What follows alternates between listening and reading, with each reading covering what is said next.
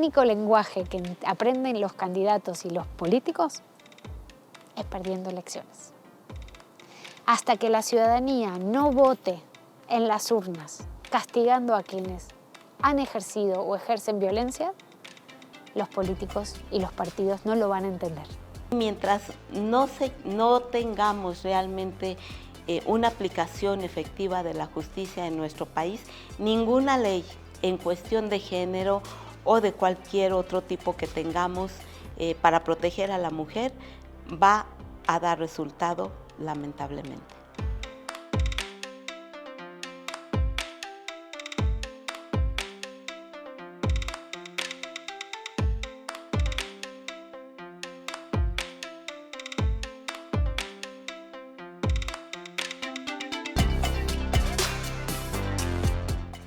Comentarios denigrantes, insultos, exposición de información privada en redes sociales y burla contra las mujeres son ejemplos de violencia política en razón de género.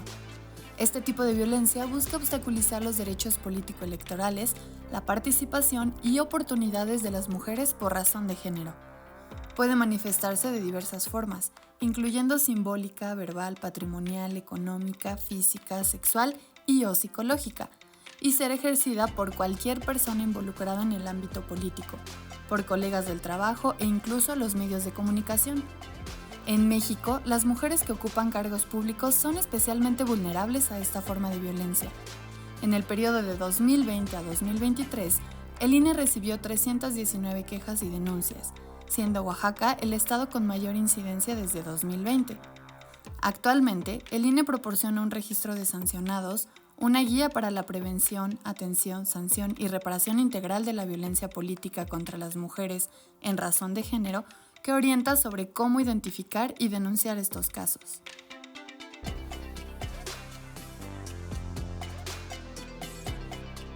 Las múltiples violencias, porque no hay una sola violencia, se manifiesta, digamos, tomando en cuenta dos elementos importantísimos. La violencia en general hacia la mujer, la violencia de género es por su condición de ser mujer, y la violencia política en razón de género tiene que ver con la afectación de determinados derechos políticos electorales fundamentalmente, ya sea en la dimensión de acceso al poder, todo lo que tiene que ver con candidaturas, con precandidaturas, con la posibilidad de ganar una elección, y luego con el ejercicio del poder. La violencia política en razón del género es aquella que afecta derechos políticos electorales, ya sea que lo hagan directamente o lo hagan indirectamente, ya sea en términos físicos, ya sea en términos simbólicos, ya sea por vía, digamos, material, ya sea por vía virtual, ¿no? Digital también se le llama. Entonces hay múltiples intersecciones. Cuanto más mujeres había en espacios de poder público, más reacciones de rechazo, de estigmatización, más violencias. No es que se creó en estos últimos 10 años la violencia siempre existió. Lo que hubo es un proceso de visibilización de las violencias. En realidad la violencia política en relación a las mujeres, por ser mujeres, es un problema público y es un problema de democracia. Es decir, a mí me resulta muy difícil hablar de democracia con 33 personas que han perdido la vida en los 2 últimos meses intentando ser candidatas o siendo candidatas, siendo aspirantes o por estar cerca de las candidatas. ¿De qué democracia me están hablando cuando yo no tengo capacidad de ejercer, digamos, libremente mis derechos? La violencia política contra las mujeres se comete tanto por acción como por omisión. En cuanto a las personas, ya sea hombre o incluso las pueden cometer las mismas mujeres en contra de otras mujeres, servidoras o no servidores públicos, integrantes de partido o incluso como ciudadanos. Aquí, ¿qué es lo que se busca? Se busca ocasionar un impacto en la mujer con el objeto de menoscabar o anular sus derechos y aspiraciones políticas. Aquí es básicamente excluir a la mujer de cualquier participación política. Puede incluir la violencia física, psicológica, la simbólica, sexual, patrimonial. Todos los tipos de violencia que conocemos pueden incidir tanto de manera general como específicamente en la vida política.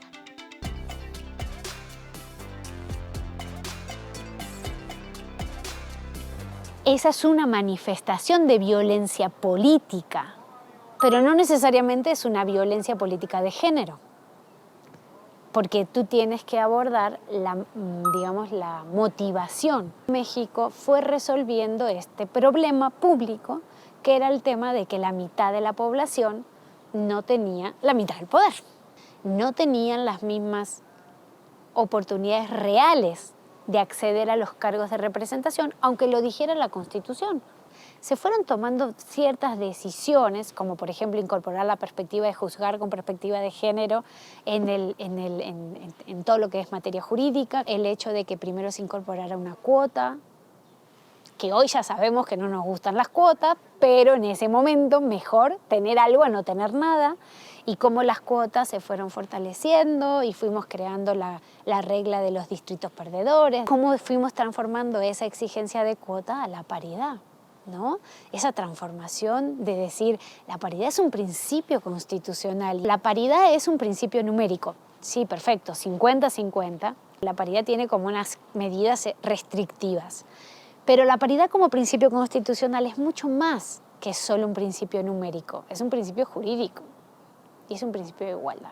No ha sido fácil, ha sido un camino muy sinuoso, vamos, venimos, pero en 2014 conseguimos que se apruebe como una exigencia al registro de la candidatura. Lo que hemos cambiado es el control del armado de las listas y del armado de los distritos. Y esta cosa que parece tan tonta es fundamental, porque vos necesitas decir, esta lista que vos me vas a dar o estos distritos que vos me vas a dar tienen que estar configurados, no me importa el nombre de la persona, pero tiene que estar configurado en igualdad. ¿Qué es la paridad horizontal? Es que cuando vos tenés distritos uninominales y un partido político compite en ellos, tiene que presentar en igualdad también en los distritos uninominales. Entonces, si tenemos 300 distritos para el Congreso de la Unión, pues 150 y 150.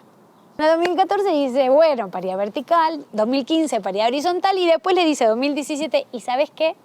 Además, paridad transversal. La paridad transversal es tan sencillo como decirle, ¿sabes qué? Mira, nuestra ciudadanía tiene que entender que hay 5 distritos de 40 que tú eliges en alguno de esos 5 distritos al Congreso, ¿no?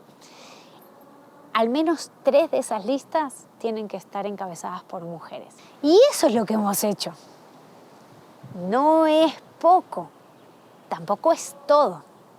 Cuando yo comparo a México con el resto de los países de la región, con otros 17 países, lo que aprendo es que México hoy tiene el diseño del régimen electoral de género, es decir, estas exigencias en el registro de las candidaturas más fuertes de América Latina. Entonces México tiene hoy el diseño electoral de género más fuerte porque exige paridad vertical, paridad horizontal, paridad transversal, prohíbe mandarlas a las mujeres a los distritos perdedores y además le dicen no estamos dispuestos a aceptar simulaciones. Es decir, no hay válvulas de escape que les salve de esto. Es sumamente importante que todas las mujeres las identifiquemos, no solo las mujeres que participan de alguna forma en la vida política del país, sino también todas las mujeres desde niñas. ¿Por qué? Porque todas podemos llegar a aspirar a ocupar un cargo político. Se manifiestan durante el proceso electoral, por ejemplo, asignando responsabilidades que tengan como resultado la limitación del ejercicio de la función política y pública. También desestimando y descalificando las propuestas presentadas por mujeres en el ámbito del ejercicio de sus derechos políticos electorales. Otro aspecto es divulgando o revelando información personal y privada de las mujeres que son precandidatas, candidatas o en ejercicio de sus funciones político-públicas. con el objeto de menoscabar su dignidad como seres humanos y utilizar la misma para obtener contra su voluntad la renuncia al cargo que se están postulando. También pues ejercen imponiendo sanciones injustificadas, impidiendo o restringiendo el ejercicio de sus derechos políticos. Otro es, por ejemplo, incumplir las disposiciones jurídicas nacionales e internacionales que consignan el ejercicio de los derechos políticos de las mujeres. Lamentablemente vemos que se involucra en nuestro país cuestiones del narcotráfico, también amenazan a sus familias, las amenazan a ellas mismas y bueno, pues poco a poco vemos cómo muchas candidatas actualmente se están bajando de la contienda por todos los partidos políticos que están participando ahorita en el ejercicio electoral de este 2024.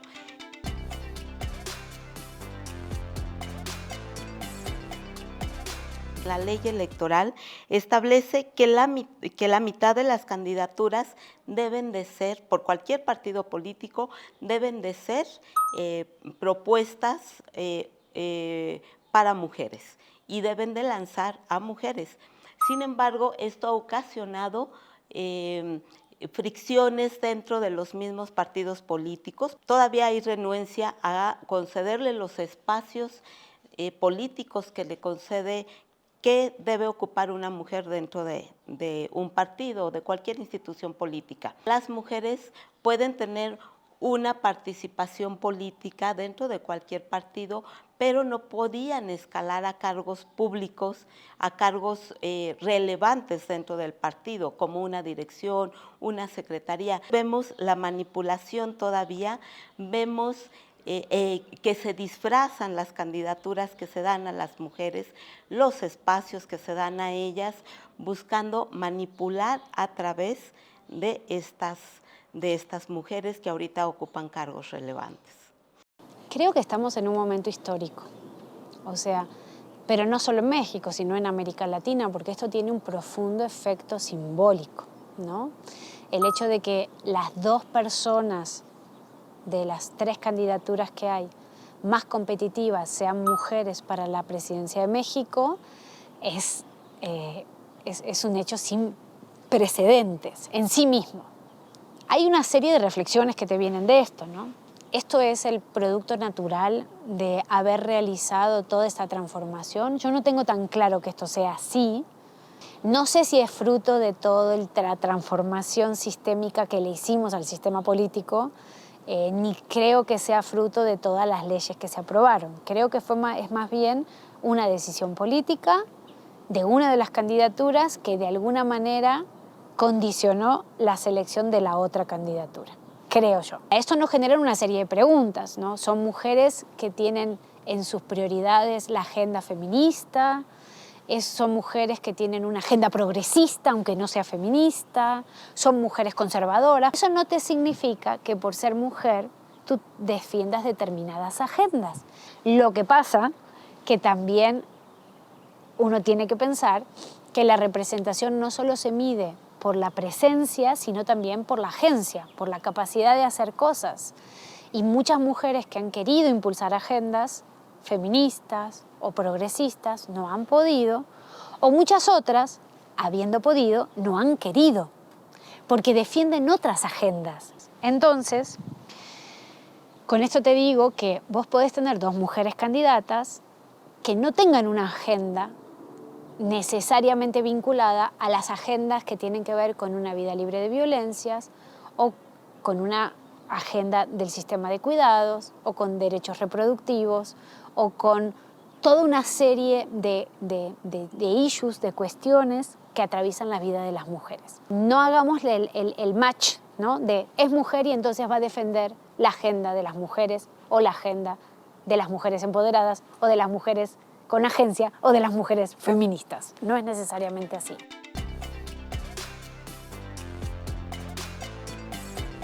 La ley marca los supuestos donde se ejerce la violencia, los tipifica claramente Es la ley de toda América Latina que más lo hace, tipifica, porque establece medidas cautelares de prevención, porque sanciona y introduce sanciones administrativas, pero también sanciones penales para aquella persona con sentencia en firme de que ha ejercido violencia en alguno de esos supuestos. Y a partir de esa ley, ya no porque lo diga la ley, sino porque luego las instituciones siguieron creando derecho y creando mecanismos, se creó un registro nacional de personas sancionadas por situaciones de violencia política en razón de género.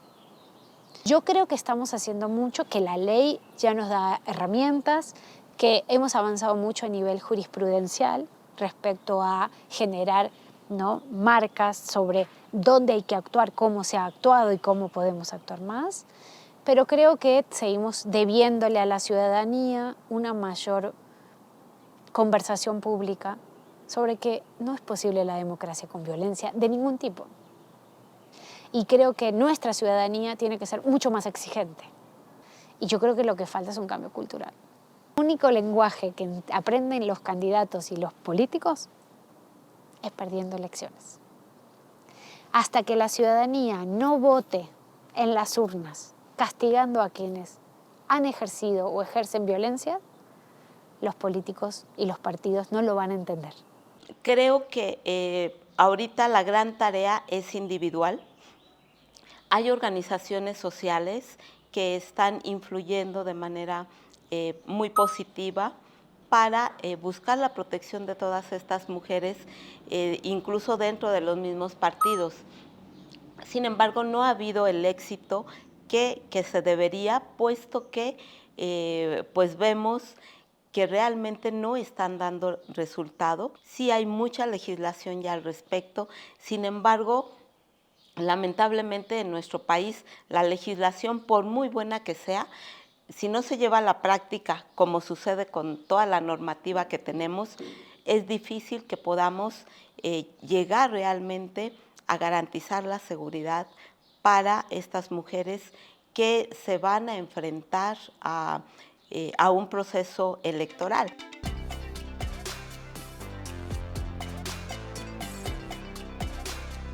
Hoy ya hemos avanzado mucho en ese sentido y México ha sido el líder en ese sentido.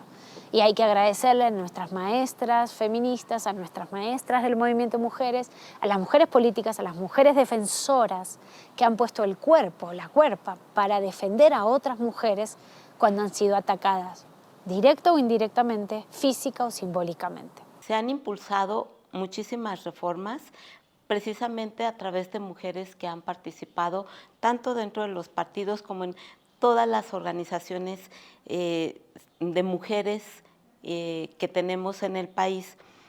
Pero ¿cuál ha sido el impacto? Yo diría, lamentablemente, que positivo en cuanto a la reglamentación, pero negativo o nulo completamente en cuanto a la implementación de cada una de estas leyes. ¿Cómo lo estamos manifestando?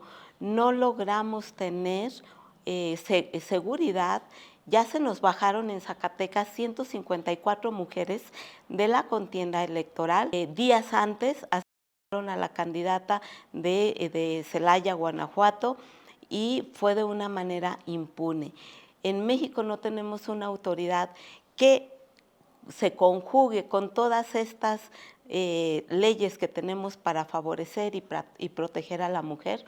Hasta ahorita, tanto la autoridad electoral como la autoridad civil desconoce a qué se deben tanto la dimisión de las 154 mujeres de Zacatecas como el asesinato de la candidata de Morena en Guanajuato. Y mientras no tengamos realmente una aplicación efectiva de la justicia en nuestro país, ninguna ley en cuestión de género o de cualquier otro tipo que tengamos para proteger a la mujer va a dar resultado, lamentablemente.